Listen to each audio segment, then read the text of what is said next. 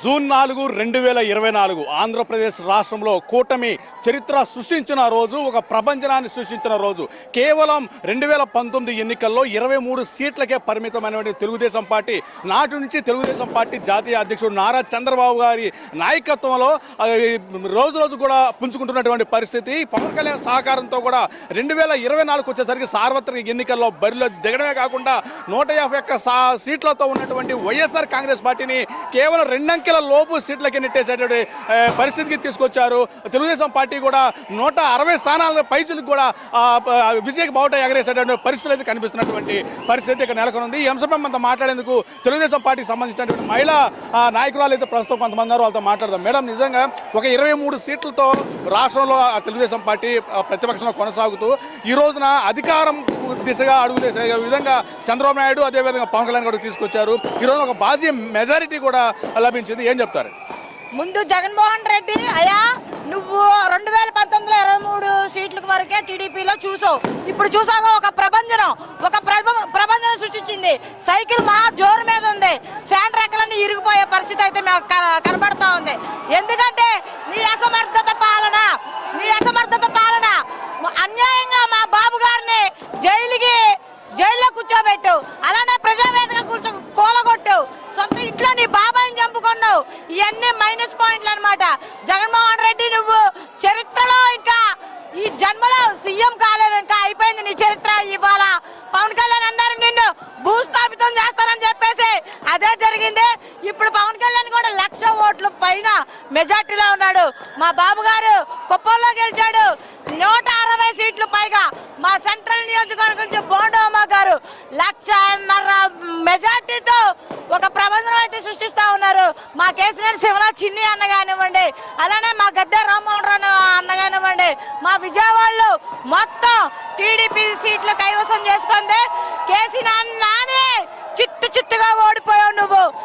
నువ్వు పార్టీ కార్యకర్తలకు ద్రోహం చేశావు, సొంత ఫ్యామిలీలో ద్రోహం చేశావు, నీ తమ్ముడికి ద్రోహం చేశావు. కాబట్టి నువ్వు ఇవాళ ఓడిపోయే పరిస్థితిలో ఉన్నావు. విజయవాడ అడ్డ కేసీఆర్ శివనాథ్ గడ్డ అనమాట. ఈ సందర్భంగా నేను తెలియజేసుకుంటాను. ఒక ప్రబంధనం చూస్తారు మా పాలన. బాబు గారి పథకాలు సూపర్ 6 చాలా బాగున్నాయి. పేదవారికి, చదువుకున్న పిల్లలకి, ఇద్దరు పిల్లలు ఉంటే చక్కగా 15,000 రూపాయలు ఇస్తా ఉన్నారు. మహిళలకి 3 గ్యాస్ బండ్లు ఇస్తా ఉన్నారు. ఉచిత బస్సు ప్రయాణం. అబ్బాబ్బా, ఏం పథకాలండి! మహిళా పక్షపాత చంద్రబాబు నాయుడు గారు. ఈ పథకాలు చాలా వరకు జనాల్లో స్ప్రెడ్ అయిపోయినాయి అన్న. ఈ పథకాలు సూపర్ 6 చాలు మాకు. ఒక పేదవాడు బతకాలంటే ఎన్ని పథకాలు పెట్టాలో ఆ పథకాలు కరెక్ట్గా మా చంద్రబాబు నాయుడు గారు అయితే పెట్టారు. అసలు రానున్న కాలంలో మంచి సుపరిపాలన అయితే మా నారా చంద్రబాబు నాయుడు గారు అందిస్తారు. అదేవిధంగా మా సెంట్రల్ నియోజకవర్గంలో కానివ్వండి, అన్ని నియోజకవర్గాల్లో చాలా సక్రమంగా పాలన జరగబోయేది ఉంటుంది. కానీ నా కొడకల్లారా, మేము గెలిచాం. అన్యాయంగా చంద్రబాబు నాయుడు జైల్లో పెట్టావు. మాచర్లో మా బోండమ్మ గారిని కారులో పెట్టి కర్రలతో కొట్టిన ఘటన మేము చూసాం. నా కొడకల్లారా, ఒక్కొక్కరికి మామూలుగా ఉండదు. మా నాయకులు వచ్చారు రా. కబర్దార్ కొడాలి నాని వల్లభనేని వంశీ గొడవేడ గుట్లే నా కొడకల సర్దుకొని బీహార్ వెళ్ళిపోండిరా. మీరు మామూలుగా ఉండదు. గొడ్డలు ఇప్పి కొడతారు మా తెలుగుదేశం పార్టీ నాయకులు. మా బాబు గెలిచాడు సీఎం గా ప్రమాణ స్వీకారం చేస్తా ఉన్నాడు. నారా చంద్రబాబు నాయుడు అనే నేను అసెంబ్లీలో మారు మోగనుంది. 6 కోట్ల మంది ప్రజల దీవెనలతో మా చంద్రబాబు నాయుడు గారు వచ్చారు. ఒక్కొక్క ఓటు జగన్మోహన్ రెడ్డి గుండెల్లో పోటు మాదిరిగా నీవు భూస్థాపితం అయిపోయావు. సైకిల్ ప్రభంజనం. సైకో పోయాడు. సైకిల్ పాలన వచ్చింది. మామూలుగా ఉండదు. కబర్దార్ చెప్తున్నా.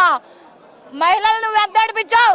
మహిళలను కానివ్వండి టాటర్లతో తొక్కించావు. దళితులను కానివ్వండి, అన్ని మోసపూరితమైన మాటలు. మీ పథకాలన్నీ గులకరాళ్ళుగా మారే మొన్న సెంట్రల్ నియోజకవర్గంలో పిల్లలమని కొట్టాడు ఇక్కడ.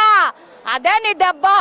అర్థమైందా? జగన్మోహన్ రెడ్డి, నువ్వు అన్నావు 175 అని. నా ఏమన్నారే, సింగిల్ డిజిటల్తో నెంబర్లో ఉన్నావు నువ్వు.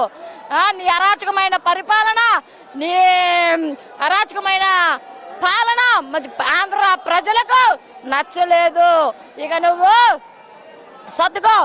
సర్దుకోవాల్సిన టైం వచ్చింది. నిన్ను జైల్లో పెట్టించడం ఖాయం. శుక్రవారం సంతకం పెట్టడం కాదు, ఏకంగా నిన్ను సెంట్రల్ జైల్లోనే ఉంచుతాడు మా బాబు గారు. నువ్వు చేసిన అరాచకాలు అన్నారా బాబు? ఏం చెప్పాలరా జగన్మోహన్ రెడ్డి? నిన్ను ఈడ్చి కొట్టే రోజు అసలు దగ్గరలోనే ఉన్నాయి. మా నాయకులు చాలు కొడాలని. నీకు అభివృద్ధి ఏంటో తెలీదు. రేపు వెనుగండ్ల రాము చూపిస్తాడు నీకు అభివృద్ధి ఏంటో. గుడివాడ ప్రజలు అసలు మామూలుగా లేరు.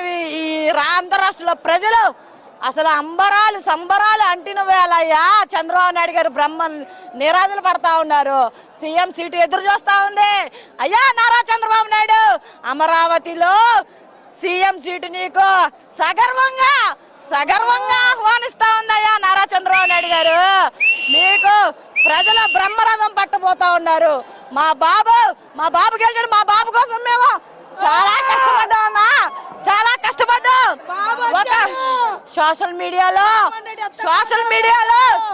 నన్ను ఎన్ని బూతులు తిట్టారయ్యా, ఎన్ని బూతులు అనిపించుకున్నా నా పార్టీ కోసం.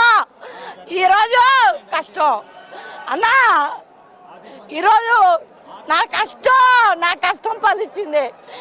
ఎంతమంది బ్యాడ్ కామెంట్లు పెట్టారన్నా, అన్ని తట్టుకొని నా తెలుగుదేశం పార్టీ కోసం నేను నిలబడ్డా. మా బాబు గారు కానీ మా ఎమ్మెల్యేలు కానీ అందరి కోసం నేను పనిచేశా.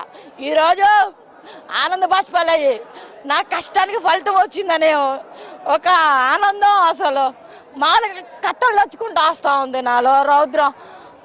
చెప్తున్నా, మా నాయకులు కానీ మేము కానీ ప్రజలకే సుపరిపాలన అందించడానికే ఉన్నాం. ఒక కార్యకర్త కానించి ఏదైనా సరే రేపు ఈ కార్యకర్తగానే ఒక నాయకురాల్లాగా వచ్చే అవకాశాలు నాకు కల్పిస్తారని చెప్పి నేను అనుకుంటా ఉన్నా. నాకు లైఫ్ నిచ్చిద్ది మా పార్టీ అని భావిస్తా ఉన్నా. జై చంద్రబాబు.